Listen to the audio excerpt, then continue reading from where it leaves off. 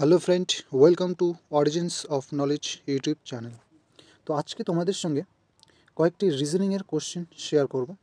তো তোমরা যারা আগে থেকেই এই কোশ্চেনগুলির উত্তর বা এই কনসেপ্টগুলি জানো, তো তোমরা উত্তর কমেন্ট সেকশনে জানাবে, এবং যারা রিজনিং সম্পর্কে তেমন এই কোডিং ডিকোডিংয়ের ব্যাপারটা জানো না, তোমরা অবশ্যই কিন্তু ভিডিওটি মনোযোগ সহকারে দেখবে। তো দেখো কি বলছে, কোনো একটি সংকেত অনুযায়ী BIRD বার্ড শব্দটিকে যদি CJSE লেখা হয়, তবে ওই সংকেত অনুযায়ী CROW ক্রো শব্দটিকে কি লেখা হবে? দেখো কী রয়েছে, প্রথমে বার্ড BIRD। আমরা ABCD যে অ্যালফাবেটগুলো রয়েছে এর মান আমরা কীভাবে জানি? বি এর মান কত? 2, আই এর মান কত? 9, আর এর মান কত? 18, ডি এর মান কত? 4। এবার আমাদের এখানে কি দেওয়া আছে? এখানে আমাদের দেওয়া আছে CJS, তারপর কি দেওয়া আছে E। তাহলে দেখো এবার সি এর মান কত? 3, জে এর মান কত? 10, এস এর মান কত? 19, এবং এর মান কত? 5। তাহলে আমরা কি দেখতে পাচ্ছি, সবগুলোই কিন্তু এক এক করে ইনক্রিজ হয়েছে। সবগুলোই কত করে ইনক্রিজ হয়েছে? 1+ করে।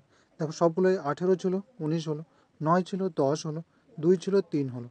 তাহলে সবগুলোই এক এক করে ইনক্রিজ হয়েছে। তাহলে সেই রকমই এখানে কি রয়েছে? ক্রো, CROW, ক্রো। এর মানগুলো কী কী রয়েছে এদের দেখো।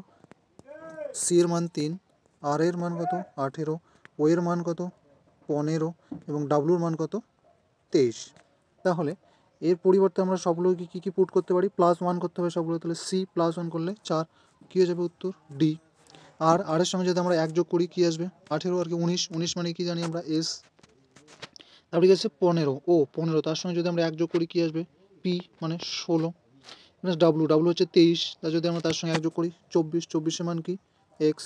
তাহলে মানগুলো কত পেলাম? 4, 19, 16 এবং 24। তাহলে সেক্ষেত্রে অপশন কোনটা উত্তর হতে পারে? তো এই কোশ্চেনের সঠিক উত্তর কোনটা? অপশন নাম্বার এ হয়ে যাবে কিন্তু সঠিক উত্তর। তো এইভাবে এই টাইপের রিজনিংটাকে কিন্তু সলভ করা হয়। এটা খুব ইজি ছিল। চলো নেক্সট আর একটা তোমাদের সঙ্গে শেয়ার করছি। দেখো এখানে আরেকটি টাইপ রয়েছে, এটা কিন্তু আবার অন্য ধরনের। কী রকম? দেখো কী বলছে, কোনো সাংকেতিক ভাষায় 236 মানে গড ইজ গুড, 865 মানে ভেরি গুড বয়, 725 মানে বয় ইজ ব্রেভ, 574 মানে রাম ব্রেভ বয়। এই ভাষায় রাম ইজ গুড বয় এর সংকেত কী হবে? Ram is good boy. দেখো এখানে কি কি রয়েছে? রাম, কি কি বের করতে হবে আমাদের? রাম ইজ, তারপরে গুড, তারপরে কি বের করতে হবে? বয়। তাহলে আমাদের এখানে মোট 4টে বের করতে হবে। Ram is good boy. পরীক্ষার খাতায় কিন্তু তোমরা দেখে দেখে অ্যান্সারগুলো করার চেষ্টা করবে। কেমন করে? দেখো এখানে কি রয়েছে, এখান থেকে আমাদের গুড বের করতে হবে। গুড কোথায় রয়েছে? তখন প্রথমে 236 এখানে রয়েছে গুড। আর গুড কোথায় রয়েছে? দেখো এই যে এখানে গুড রয়েছে, অর্থাৎ 865 এর মানে হচ্ছে এখানে গুড রয়েছে।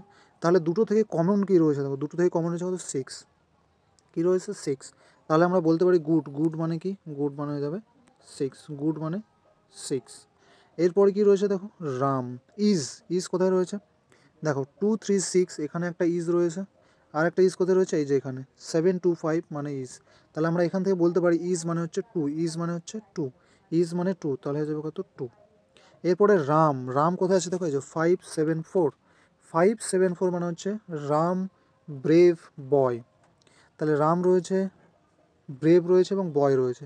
এখানে দেখো 865 মানে কি রয়েছে? Very good boy. তাহলে এখানেও বয় রয়েছে এবং 574 এখানেও বয় রয়েছে। তাহলে বয়ের মান আমরা কী পেলাম? 5। বয়ের মান আমরা কী পেলাম? বয় মানে হচ্ছে কি কত? 5। বয় মানে 5। বয় মানে কী পেলাম? বয় মানে 5।